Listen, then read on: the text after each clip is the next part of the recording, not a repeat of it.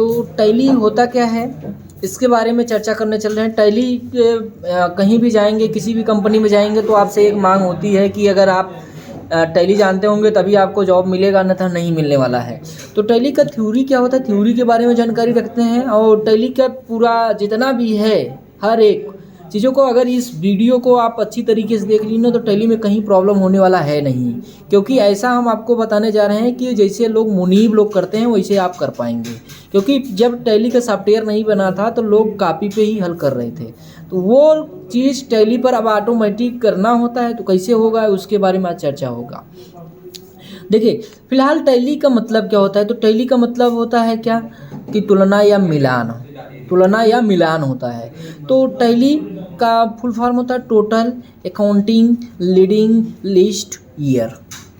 इसमें ERP 9 भी जुड़ा है।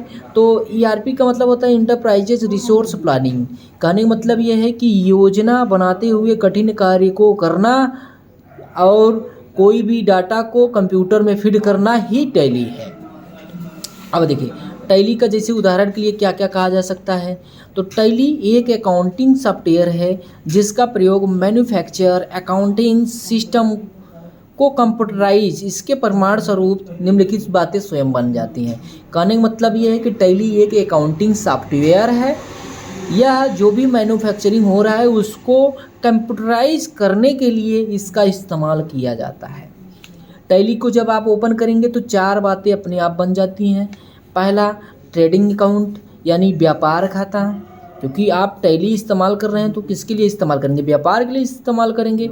अगला वाला है PL अकाउंट यानी प्रॉफिट एंड लॉस अकाउंट यानी लाभ हानि खाता, लाभ हानि खाता। अगला वाला है बैलेंस शीट यानी आर्थिक चिट्ठा।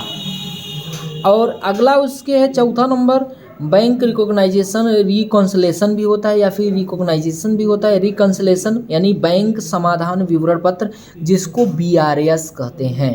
जो भी हमारा स्टेटमेंट आता है बैंक के तरफ से वो हमारा BRS की तरह से होता है। अब देखिए, टैली के कुछ शब्दावलियाँ भी हैं। जैसे पहला क्या, अकाउंटिंग होता क्या, क्योंकि टैली में ये हुआ ना ए का मतलब क्या होता है, अकाउंटिंग। इस अकाउंटिंग के बारे में क्या कहते हैं, देखिए, तो अकाउंटिंग किसे कहते हैं, जब हम किसी व्यक्ति अथवा वस्तु से संबंधित लेन देन को छाट कर उस व्यक्ति अथवा वस्तु को खाता कहते हैं। कहने का मतलब ये है कि जैसे मदन का खाता, फर्नीचर खाता, रोकड़ खाता और संपत्ति किया गया खाता, ये सब क्या है कि खाता है। कहने का मतलब ये है कि देखिए समझते हैं। जैसे राहुल से 500 रुपया क्या बोलते हैं, जैसे ये क्या हो गए, हम हो गए ना, राहुल से 500 रुपया ले लिए और 400 रुपया सोहन को दे दिए। राहुल से 500 रुपया लिए और सोहन को 400 रुपया दे दिए। तो जब 500 रुपया लिया, 400 रुपया दिए तो बचा 100 रुपया, यानी यही आपका क्या है, बचा हुआ क्या है, खाता है। कहने का मतलब ये है कि अकाउंट किसे कहते हैं, यानी जो भी होगा लेन देन उसको छोड़कर लिख दिया जाए वही हमारा क्या है, खाता है। लेन देन का इसमें क्या है, लेन देन को छाट कर लिख दिया जाए, लेन देन को छाड़ कर लिख दिया जाए तो उस व्यक्ति अथवा वस्तु को क्या कहते हैं, खाता कहते हैं। यानी लेन देन जो भी किए हैं उस जो बचा है उसको वही अमाउंट को लिखेंगे तो खाता हो जाएगा। जैसे मदन का खाता, फर्नीचर, रिकॉर्ड का खाता, ये सब। देखिए, खाते कितने प्रकार के होते हैं, तो खाते कितने प्रकार के होते हैं, खाते 2 प्रकार के होते हैं। अकाउंट पहला होता है पर्सनल और दूसरा होता है इम्पर्सनल। पहला क्या होता है, पर्सनल, इसको हम क्या कहते हैं, व्यक्तिगत, और इसको क्या कहते हैं, अव्यक्तिगत।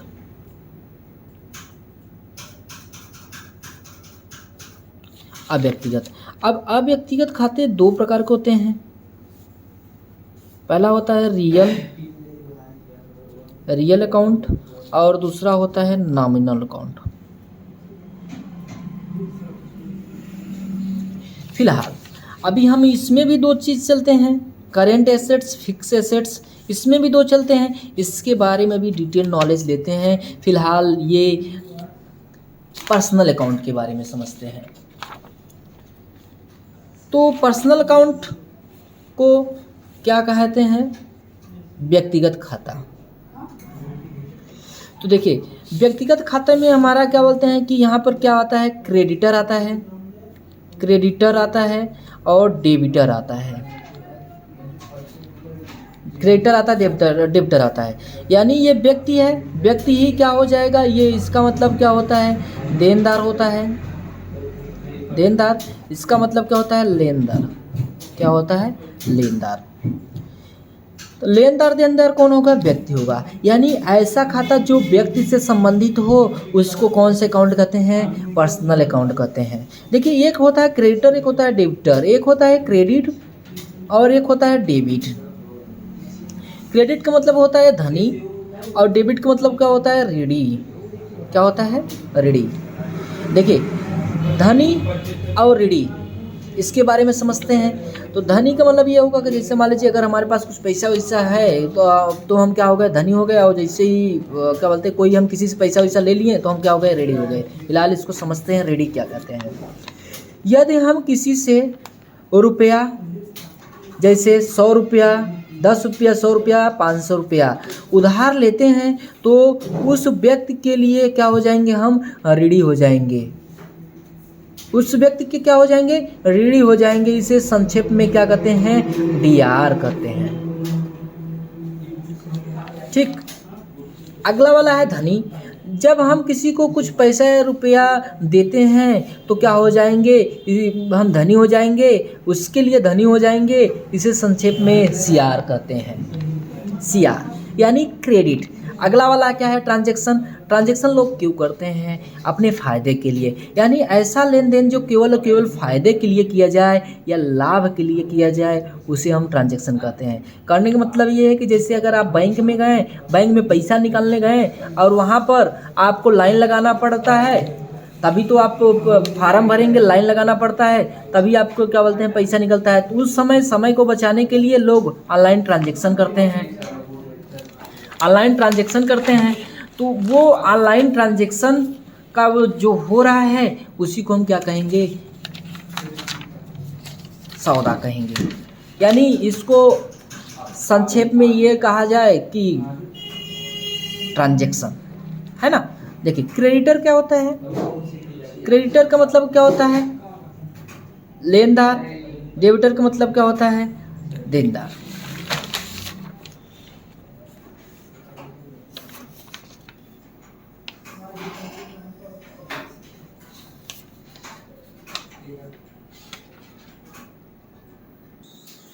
अब लेनदार क्या होगा?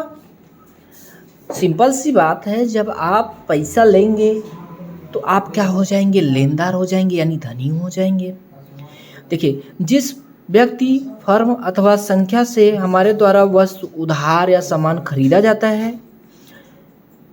वह फर्म अथवा संख्या हमारी लेनदार कही जाती है, क्योंकि हमारे द्वारा उन्हें भविष्य में भुगतान किया जाता है।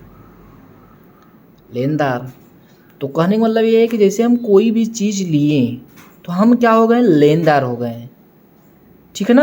अगर हम कोई भी चीज़ दिए तो क्या हो गए? हम देनदार हो गए। और जब दिए तब क्या हो गए? डेबिट हो गए। और जब लिए तब क्या हो गए? क्रेडिट हो गए। यानी लेने पर धनी और देने पर गरीब, ये समझिए। अगला वाला ये डेबिटर क्या होता है कि डेबिटर, इसमें देनदार, जिस फर्म अथवा संख्या एवं व्यक्ति को बेचा जाता है वह व्यक्ति अथवा फर्म संख्या हमारा क्या कहे जाएंगी? देनदार कहे जाएंगी। ठीक है ना। लेनदार और देनदार, इसके बारे में आपको पता चल गया। अगला वाला है प्रमाणक, वाउचर, जो कि एकदम इम्पोर्टेंट होता है किसी भी लेन देन के लिए। अगला क्या है? प्रमाणक। तो यहाँ पर प्रमाणक को, अब यहाँ पर हम ये समझते हैं प्रमाणक के बारे में। देखिए, तो यहाँ प्रमाणक के बारे में हम समझते हैं, यदि किसी से हम यदि किसी लेन देन का प्रमाण होता है ना, तो अलग अलग लेन देन के लिए अलग अलग वाउचर का इस्तेमाल होता है। परचेज के लिए परचेज और सेल के लिए सेल।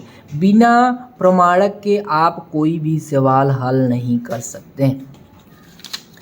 अगला वाला होता है फाइनेंशियल ईयर। इसको हम वित्तीय वर्ष के नाम से जानते हैं। यह प्रायः 1 अप्रैल से प्रारंभ होता है और 31 मार्च तक चलता है, अगले 31 मार्च तक। परंतु कुछ व्यापारी इसे 1 जनवरी से 31 दिसंबर तक मानते हैं। यानी व्यावसायिक लेन देन की वह तिथि जो प्रायः 1 अप्रैल से प्रारंभ होकर अगले वर्ष 31 मार्च को ख़त्म हो जाती है, इसी को वित्तीय वर्ष कहते हैं। परंतु कुछ व्यापारी इसको क्या कहेंगे, 1 जनवरी से 31 दिसंबर मानते हैं। वित्तीय वर्ष अगला वाला है गुड्स यानी सामान या माल। इसमें क्या होगा कि जैसे देखिए, कभी आप देखे होंगे कि गाड़ी के पीछे लिखा रहता है गुड्स कैरियर, यानी सामान को ले जाने वाला। तो यानी गुड्स, ध्यान दीजिएगा, गुड नहीं गुड्स ना। व्यापारी जिस वस्तुओं के साथ लेन देन करता है उसी को क्या कहते हैं, सामान या माल कहते हैं। जैसे हम कोई भी सामान खरीदें, जो सामान हमें मिला उसी को क्या कहेंगे, गुड्स कहेंगे। अगला, व्यापार में जो भी और आवश्यक चीज़ें होती हैं उसमें एक आपका एसेट्स भी आता है। एसेट्स व्यवसाय को चलाने के लिए जो वस्तुएं आवश्यक होती हैं वह उसके खरीदने पर संपत्ति के अंतर्गत रखा जाता है। कहने का मतलब ये है कि जैसे मान लीजिए अगर हम कोई भी चीज़ें का चला रहे हैं या प्रोडक्ट बना रहे हैं, तो जो प्रोडक्ट बनता है, जो मशीन बनाता है, वही हमारा संपत्ति हो गया, और जो प्रोडक्ट होता है वही हमारा क्या हो गया, सामान हो गया। कहने का मतलब ये है कि जैसे मोबाइल बनाने वाली कंपनी का जो मशीन होता है वो संपत्ति होता है, और जो मोबाइल का जो एसेट्स जो भी बनते हैं, मतलब कि जो एसेसरीज होते हैं वो बनते हैं, वो हमारा गुड्स हो गया। क्योंकि वो चीज़ें गुड्स क्या होगा कि उसमें हम बेचेंगे या खरीदेंगे, तो और ये जो संपत्ति होता है ये हमारा खुद का होगा कि इसमें हम कोई भी सामान का प्रोडक्शन करेंगे। आशा करते हैं समझ में आ गया होगा। एक होता है टर्नओवर, इसको आवधिक के नाम में से जानते हैं। इसका मतलब ये होता है कि जो भी एक निश्चित समय में किया गया बिक्री ही आवधिक बिक्री होता है। जैसे सुबह 10 बजे से और दोपहर 12 बजे तक जितने भी सामान बेचे गए हैं उसको हम टर्नओवर के नाम से जानते हैं। जैसे 1 जनवरी 2016 से 31 दिसंबर 2016 तक बिक्री को क्या कहेंगे, आवधिक बिक्री कहेंगे। जैसे 1 जनवरी 2016 और 31 दिसंबर, तो कहने का मतलब ये है कि ये सीधा सीधा साल भर का कहा, और इस साल में क्या हो गया, एक समय निश्चित हो गया, इसलिए इसको क्या कहेंगे, आवधिक कहेंगे। अगला क्या है, डिप्रिसिएशन यानी हास क्या होता है, किसी वस्तु के प्रयोग के फलस्वरूप होने वाली वस्तु में कमी को क्या कहते हैं, होने वाली कमी को क्या कहेंगे, हास कहेंगे। इसके लिए व्यापारी अलग से प्रबंध करता है। इसे लाभ हानि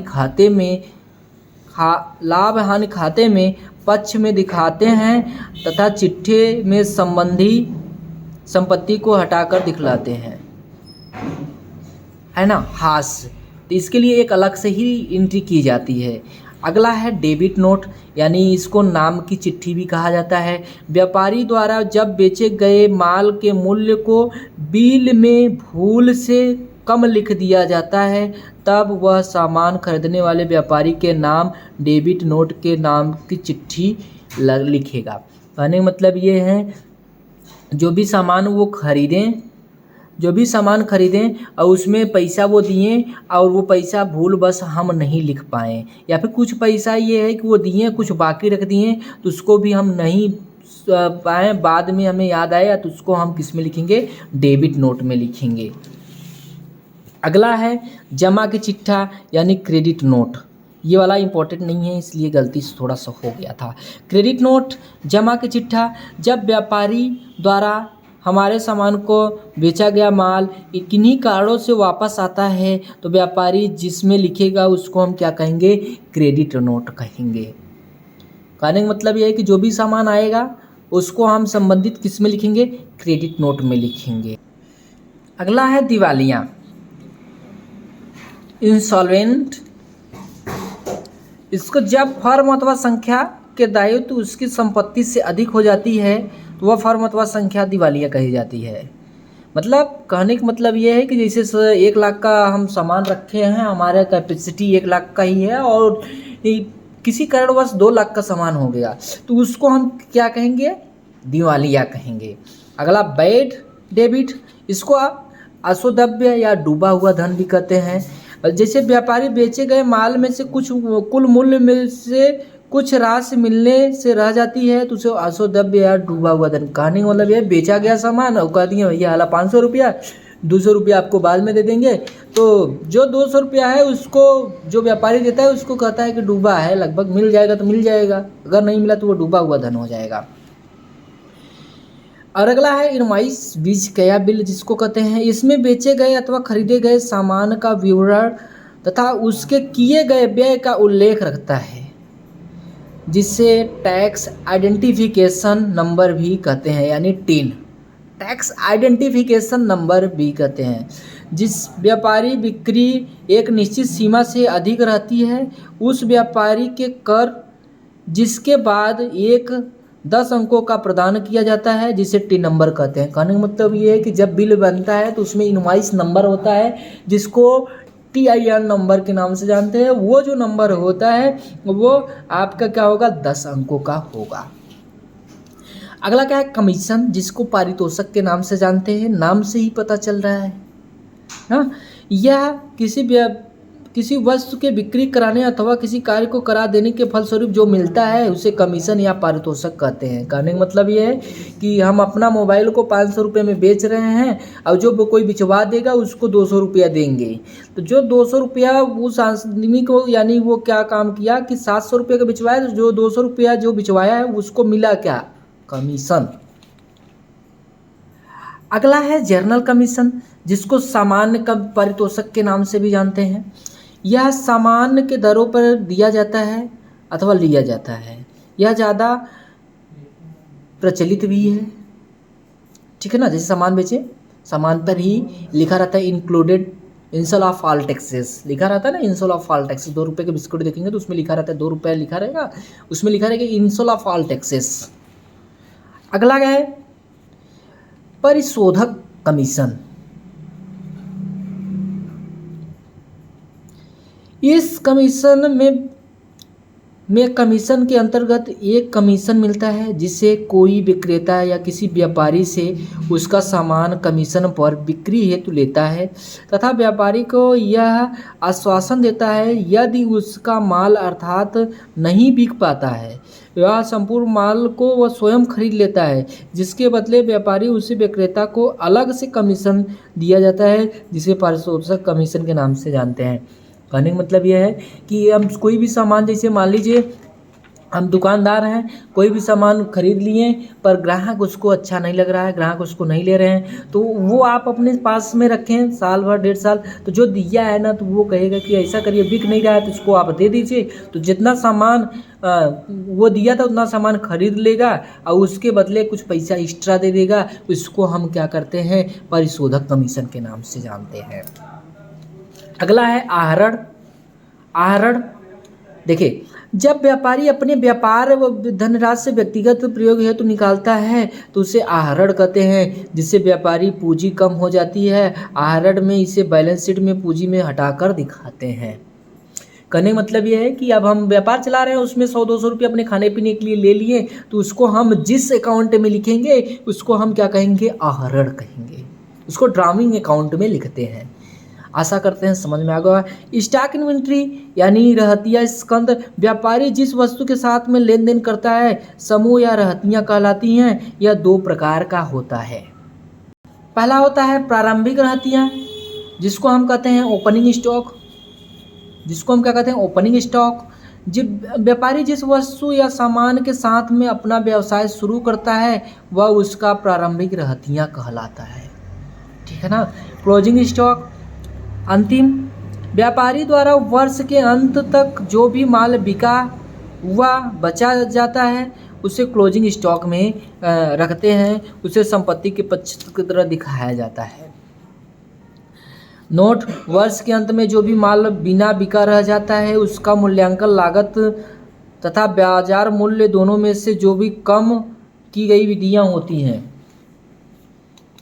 कम कई विधियाँ होती हैं, जैसे डे बुक, दैनिक बही। यह वह पुस्तक होती है जिसमें दिन भर का हिसाब विवरण इनमें दिखाया गया होता है और अपने लेन देन की विवरण इसी शाम को प्राप्त कर सकता है। कहने का मतलब ये है कि दिन भर में जो भी सामान बिका है वो हम डे बुक में देखेंगे। डे मतलब दिन, बुक मतलब बही, यानी दैनिक बही के नाम से जानते हैं। अगला क्या है, capital, important, very very important है। इस कैपिटल मतलब ये होता है पूंजी होता है। वह धन जिसे व्यापारी अपना व्यापार शुरू करता है पूंजी कहलाता है। वह धन जिसे व्यापारी अपना क्या बोलते हैं, जिसे लगाकर व्यापारी अपना व्यापार शुरू करता है उसको हम क्या कहते हैं, कैपिटल का। अगला है सकल लाभ, ग्रॉस प्रॉफिट। विक्रय वापस किया गया माल को अग्नि से हुई क्षति, चोरी या हानि इत्यादि ब्यौरा लिखा जाता है। इसको बनाने में हमें व्यापारी में सही जानकारी प्राप्त हो जाती है तथा आय, सकल लाभ, हानि को हम क्या डेबिट या क्रेडिट पक्ष में दिखाते हैं। ठीक है ना, यानी बचा हुआ जो सामान रहेगा, मतलब जैसे कोई चोरी वोरी हुआ गया, जल गया, या फिर जो भी सामान बचा रहेगा उसको क्रेडिट, और जो चोरी हो गया या जल गया उसको डेबिट नोट में दिखाते हैं। अगला है प्रॉफिट एंड लॉस अकाउंट। इस पुस्तक में समस्त व्यय आयों का विवरण रखते हैं तथा व्यापारी खाते से आए हुए लाभ हानि को दर्शाया जाता है। इसमें समस्त अप्रत्यक्ष व्ययों का दर्शाया जाता है। लाभ हानि खाते में हमें शुद्ध हानि अथवा शुद्ध लाभ प्राप्त होता है, जिसे चिट्ठे में पूंजी में से यदि हानि आई है तो छांटकर और लाभ आया है तो जोड़कर दिखाते हैं। अगला है बैलेंस शीट, जिसको हम आर्थिक चिट्ठा के नाम से भी जानते हैं। तो बैलेंस शीट होता क्या है, तो यह पूरे व्यवसाय से ही आर्थिक स्थिति के बारे में हमें यह बताता है कि एक निश्चित तिथि पर व्यवसाय की कुल कितनी दायित्व, इसमें दो पक्ष होते हैं जिसमें पूंजी, आहरण, लेन देन इत्यादि का विवरण दिया जाता है तथा दूसरा पक्ष दायां पक्ष या संपत्ति का होता है जिसमें समाप्त संपत्तियां, बैंक रोकड़, क्लोजिंग स्टॉक दिया गया होता है। आर्थिक चिट्ठी के दोनों पक्षों का योग बनाकर बराबर होने पर ही हमारे व्यवसाय का सही संपत्ति का साथ स्थिति का साथ होती है। बैलेंस शीट कहने का मतलब ये है कि लाभ वाला लाभ और हानि वाले हानि के बारे में इसमें जो दर्शाया जाता है उसी को बैलेंस शीट। अगला है मेमोरेंडम बुक। मेमोरेंडम बुक यह एक ऐसा पुस्तक है जिसमें हम उस लेन देन का लेखा जोखा रखते हैं जो हमारे खाते को प्रभावी नहीं रखते हैं, अर्थात हमारे लाभ व हानि पर प्रभाव नहीं डालते हैं। यह अधिकतर माल को सैंपल के रूप में देने, माल को दिखाने के लिए जाने पर लिखा जाता है। समझ में आ गया, पढ़ने से ही समझ में आ गया। अब देखिए क्या होता है, अकाउंट शुरू में ही समझा दिए थे। जब हम व्यक्ति से संबंधित लेन देन को छाटकर लिख देते हैं तो उसके अंतर्गत क्या हो जाएगा, हमारा ये खाता हो जाएगा। खाते कितने प्रकार के होते हैं, दो प्रकार के, पर्सनल और इम्पर्सनल। पर्सनल अकाउंट जो खाते किसी विशेष संख्या और व्यक्ति से संबंधित होते हैं उसे हम पर्सनल अकाउंट कहते हैं, जैसे संतोष का खाता और टेक्निकल खाता, केसरवानी का खाता, रमेश का खाता इत्यादि। ये सब हमारे जो खाते होते हैं वो हमारा व्यक्तिगत खाते होते हैं, पर्सनल अकाउंट होते हैं। यहाँ पे ये भी समझ सकते हैं पर्सनल मतलब व्यक्ति, यानी ऐसा खाता जो व्यक्ति से संबंधित हो उसे हम पर्सनल अकाउंट कहते हैं। कुछ खाते ऐसे भी होते हैं जिसका स्वभाव खर्च का होता है किंतु उसे हम पर्सनल अकाउंट के अंतर्गत रखते हैं। इन्हें प्रतिनिधित्व करने वाले खाते भी कहते हैं, जैसे अदत्त मजदूरी, अदत्त किराया, पूर्वदत्त इत्यादि। देखिए इसमें क्या है, व्यक्तिगत खाते से संबंधित लेखा जोखा का नियम तो दो, देखिए इसको हम गोल्डन नियम के नाम से भी जानते हैं। पर्सनल अकाउंट के दो नियम होते हैं, डेबिट द रिसीवर और क्रेडिट द गिवर। यानी देने वाला व्यक्ति क्या हो जाएगा, धनी हो जाएगा, और लेने वाला व्यक्ति क्या हो जाएगा, ऋणी हो जाएगा। लेने वाला व्यक्ति क्या हो जाएगा, ऋणी हो जाएगा। ध्यान दीजिएगा ना, जैसे 2000 रुपये रविंद्र से प्राप्त हुआ, यहाँ पर दो घटनाएं हो सकती है, रविंद्र द्वारा पैसा को दिया जाना और रोकड़ का आना, है ना, यानी जो भी क्या बोलते हैं सामान वामान है वो प्राप्त हुआ ना। अतः दोनों अलग अलग खाते का नियम, रविंद्र चूँकि पर्सनल अकाउंट और पैसे से लेन देन वाला है अतः इसका खाता क्या हो जाएगा, क्रेडिट करेंगे। क्या करेंगे, क्रेडिट, दिख नहीं रहा था, ठीक है ना। देखिए इम्पर्सनल अकाउंट, इसको हम अव्यक्तिगत खाते के नाम से जानते हैं। इसमें दो भाग होता है, एक होता है रियल और एक होता है नॉमिनल। रियल का मतलब होता है वास्तविक खाता और नॉमिनल का होता है नाम मात्र का खाता यानी अवास्तविक खाता। रियल अकाउंट जो खाते किसी वस्तु या संबंधित होते हैं, संपत्ति से संबंधित होते हैं, उसे रियल अकाउंट के अंतर्गत रखा जाता है। जैसे भूमि, भवन, फर्नीचर, रोकड़, मोबाइल, कंप्यूटर, लैपटॉप, जो भी आप सोच सकें वो आपका रियल अकाउंट होता है। अगला है नॉमिनल अकाउंट। नॉमिनल अकाउंट का मतलब ये समझिए कि ये नाम मात्र का खाता होता है, इसको अवास्तविक खाता नहीं कहेंगे। ये आपका क्या हो जाएगा, इम्पर्सनल अकाउंट का मतलब होता है अवास्तविक, ठीक है ना। इम्पर्सनल का मतलब अव्यक्तिगत, ये सही है। नॉमिनल ये सही है। इसको अवास्तविक खाता कहते हैं। जो खाते आय व्यय लाभ हानि खर्चा नुकसान से संबंधित होते हैं उसे नॉमिनल खाता, जैसे मजदूरी, किराया, कमीशन, ये सब नॉमिनल अकाउंट के अंतर्गत आते हैं। ये सब क्या है, नॉमिनल अकाउंट के लेखा करने के लिए कुछ नियम है, उसको देखते हैं। देखिए इसमें भी जैसे पर्सनल अकाउंट में दो नियम चला, credit the giver, debit the receiver. Real account में चला credit what goes out, debit what come in, है ना। तो उसमें ऐसे प्रकार इसमें भी दो नियम हैं। तो इसमें क्या हुआ कि debit expenses and loss, credit income gains, यानी आय लाभ, आय फायदा धनी, खर्च नुकसान ऋणी। जर्नल एंट्री करते समय सौदा के पहचान के नियम, जब सौदा में पार्टी का नाम दिया हो या नाम लिखा हो तो किससे खरीदा जाता है, किसको बेचा जाता है। ऐसे लेन देन को उधार लेन देन के नाम से लेन देन माना जाता है ना। जैसे यहाँ पर समझते हैं 500 रुपये का सामान मगन लाल से खरीदा। इसके लेन देन में जिस व्यक्ति या सामान को खरीदा जा रहा है किंतु नगद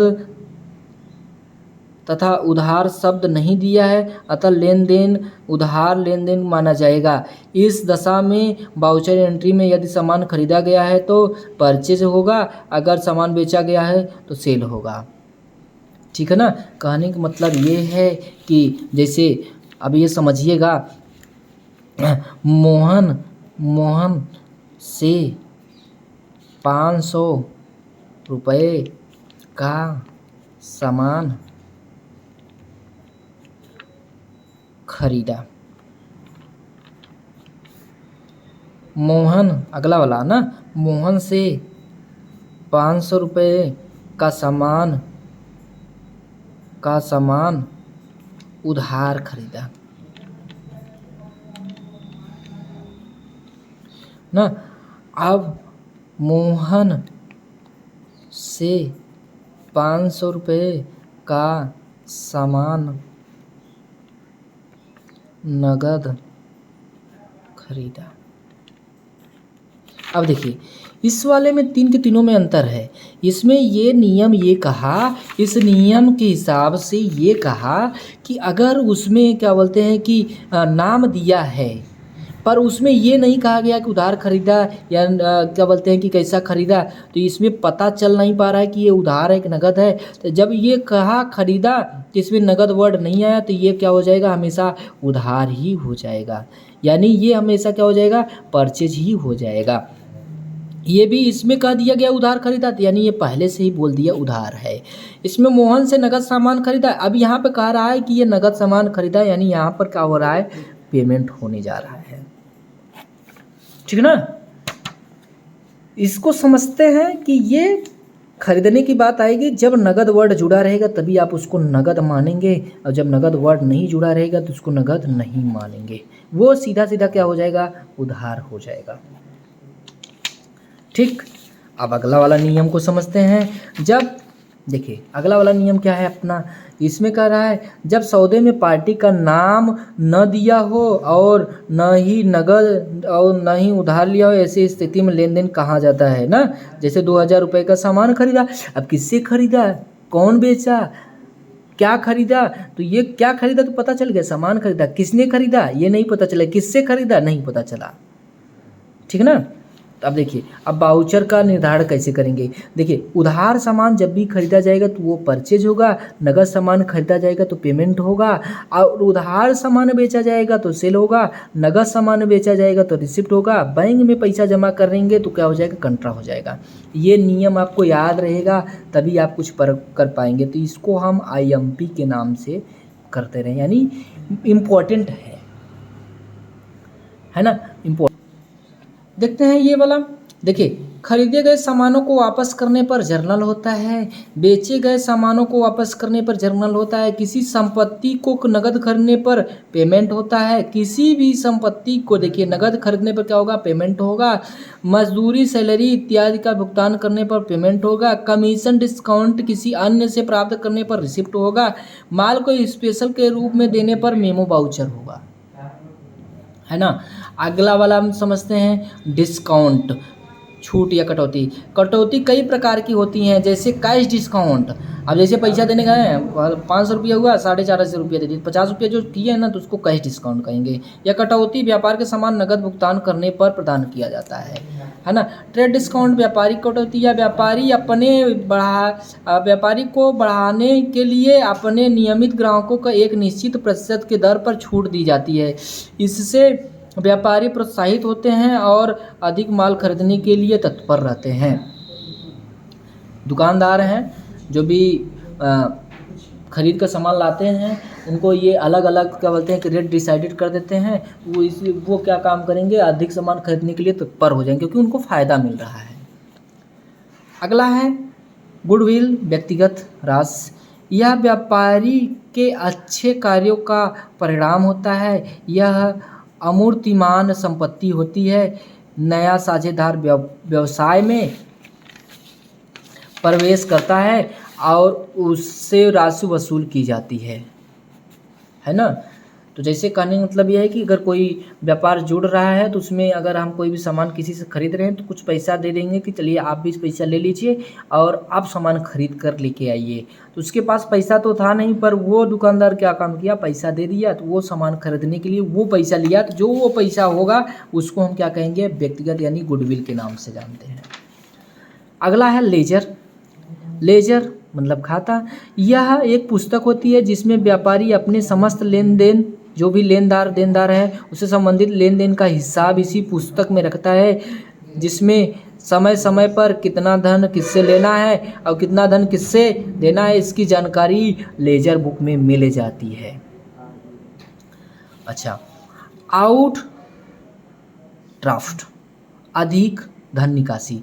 कभी कभी व्यापारी बैंक में जमा राशि से अधिक धन की आवश्यकता होती है। जो धन उसे अतिरिक्त धन बैंक व्यापारी को देता है उसे आउटड्राफ्ट कहते हैं। यह सुविधा केवल ग्राहकों की होती है। समय समय पर उचित धनराशि बैंक में जमा करते हैं, मिलाकर पैसा बैंक से लेना इमरजेंसी में।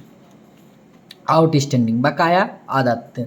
कभी कभी व्यापार द्वारा मजदूरों से काम लिया जाता है और ऐसे बकाया राशि को आउटस्टैंडिंग कहते हैं।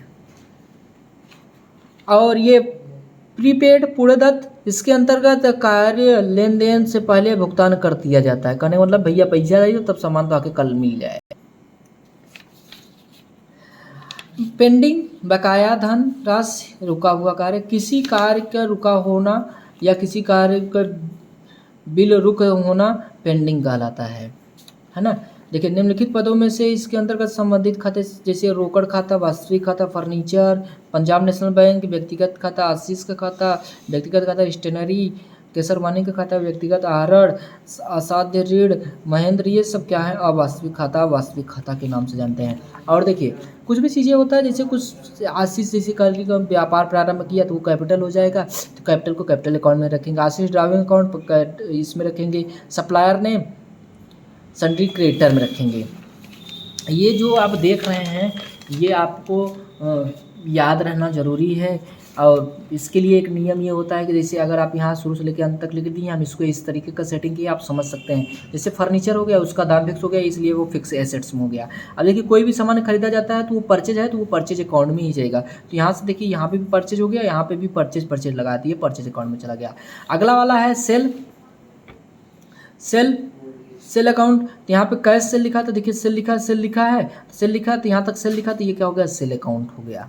तो ऐसे ही आप याद करते हैं, जो भी खरीदा जाएगा तो वो परचेज हो जाएगा, परचेज का परचेज में, सेल का सेल में, ठीक ना। अब देखिए ट्रेड डिस्काउंट ऑन परचेज, तो ये परचेज बोला ना, परचेज में हो गया। ट्रेड डिस्काउंट ऑन सेल, यानी सेल वाला।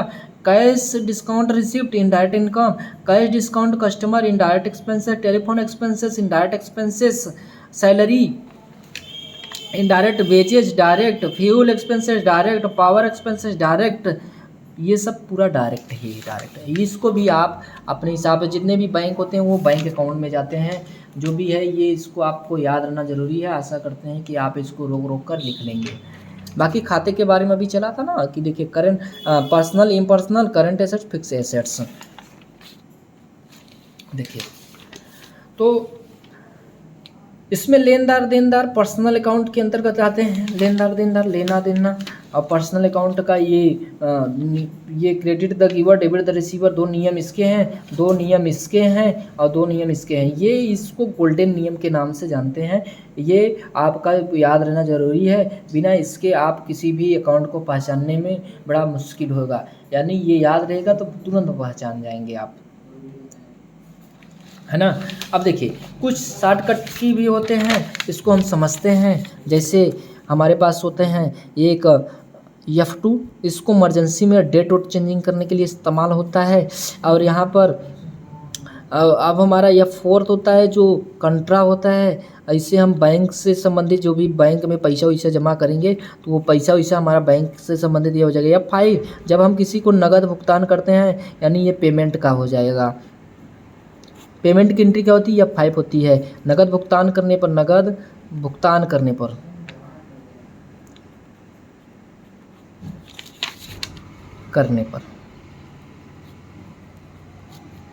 ठीक ना। अब F6, इसको हम रिसिप्ट के नाम से जानते हैं। रिसिप्ट का मतलब क्या होता है, प्राप्ति होता है। प्राप्ति, जब हम किसी को नगद सामान बेचते हैं, नगद सामान बेचने पर या पैसा प्राप्त करने पर, पैसा प्राप्त करने पर या व्यापार प्रारंभ करने पर, व्यापार प्रारंभ करने पर, तो वहाँ पर हमारा कौन सा होगा, रिसिप्ट का होगा। 3 जगहों पे होता है, नगद सामान बेचने पर, पैसा प्राप्त करने पर, व्यापार प्रारंभ करने पर। रिसिप्ट का F7, इसमें जो भी सामान, जैसे इसको जर्नल के नाम से जानते हैं, जर्नल, है ना।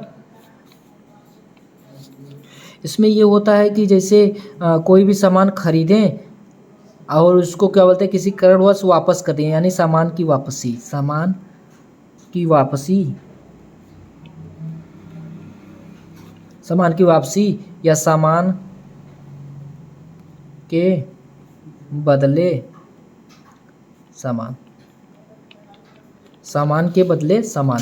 अगला वाला है F8, इसको हम सेल के नाम से जानते हैं। उधार सामान जब बेचेंगे आप, उधार सामान, ध्यान दीजिएगा उधार ही सामान है, उधार सामान बेचेंगे तो क्या हो जाएगा, आपका सेल हो जाएगा। अगर नगद सामान बेचेंगे तो क्या हो जाएगा, नगद सामान बेचेंगे तो रिसिप्ट हो जाएगा। उधार सामान बेचेंगे तो सेल हो जाएगा, नगद सामान बेचेंगे तो रिसिप्ट हो जाएगा। F9, उधार सामान खरीदने पर, उधार सामान खरीदने पर, है ना। देखिए उधार सामान खरीदेंगे तो परचेज,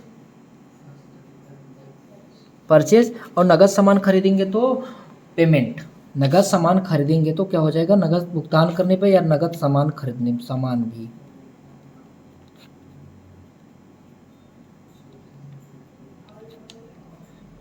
है ना। उधार सामान खरीदने में, नगद सामान खरीदने पर। देखिए इसके बारे में यहाँ पे है भी, जब बैंक से संबंधित लेन देन किया जाता है तो F4, पेमेंट जब हम किसी को नगद सामान बेचते हैं तो वहाँ पे पेमेंट हो जाएगा। और रिसिप्ट नगद सामान खरीदते हैं, व्यापार प्रारंभ करते हैं, पैसा प्राप्त करते हैं। F6 जिसको रिसिप्ट के नाम से जानते हैं। F7 जर्नल रोजमर्रा जहाँ सामान की वापसी होता है, सामान के बदले सामान, ये हमारा जर्नल हो जाएगा। सेल जहाँ पर सामान को बेचने की बात हो वहाँ पर F8 का होता है। F9 जहाँ पर सामान खरीदने की बात कही जाए वहाँ पर F9 होता है, उधार सामान खरीदने की बात कही जाए। देखिए, नगद सामान बेचने पर रिसिप्ट, उधार सामान बेचने पर सेल, नगद सामान खरीदने पर पेमेंट, उधार सामान खरीदने पर परचेज। नियम इम्पॉर्टेंट है। अगला समझते हैं। देखिए, जब अब यहाँ पर ये होता है सेलेक्ट कंपनी, अब ये क्या होता है कि कंपनी का इन्फॉर्मेशन होता है। तो यहाँ पर हम कुछ सवाल को समझते हैं।